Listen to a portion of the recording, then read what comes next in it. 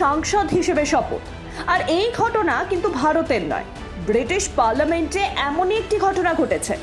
আর যিনি গীতা হাতে শপথ নেন তিনি কোনো ভারতীয় বংশোদ্ভূত হিন্দু ধর্মাবলম্বী নয়, খাঁটি ব্রিটিশ এবং খ্রিস্ট ধর্মাবলম্বী। আর ব্রিটিশ পার্লামেন্টে ভগবদ গীতা হাতে শপথ নেওয়ার পরে এখন আলোচনার কেন্দ্রবিন্দুতে কনজারভেটিভ পার্টির সাংসদ বব ব্ল্যাকম্যান। তবে শপথ নেওয়ার সময় হাতে গীতার পাশাপাশি বাইবেলও রেখেছিলেন তিনি।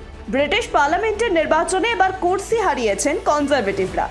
তবে এই ভরাডুবির মধ্যেও নিজের আসন ধরে রেখেছেন কনজারভেটিভ নেতা বব ব্ল্যাকম্যান। সদ্য সমাপ্ত নির্বাচনে হ্যারো ইস্ট থেকে এবারও জিতেছেন তিনি। ভারতীয় বংশোদ্ভূত না হয়ে, হিন্দু ধর্মাবলম্বী না হয়েও ভগবদ্গীতা হাতে শপথ গ্রহণ করায় তাকে নিয়ে শুরু হয়েছে আলোচনা। তবে এবারই যে প্রথমবার তিনি গীতা হাতে শপথ নিয়েছেন তা কিন্তু নয়।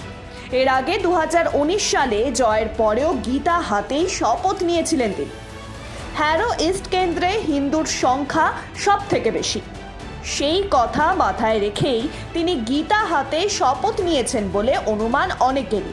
শপথ গ্রহণের ভিডিও নিজের এক্স হ্যান্ডেলে শেয়ার করেন ব্ল্যাকম্যান। সেখানে তিনি লেখেন, নির্বাচনে জিতে সংসদে ফিরে কিং জেমসের বাইবেল ধরে রাজা চার্লসের নামে এবং ভগবদ্গীতার নামে শপথ গ্রহণ অত্যন্ত গর্বের বিষয়।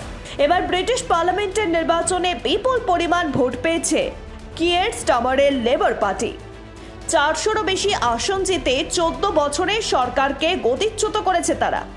পরবর্তী ব্রিটিশ প্রধানমন্ত্রী হচ্ছেন কিয়ের। অন্যদিকে 150 আসনও জিততে পারেনি ঋষি সুনাকের কনজারভেটিভ পার্টি।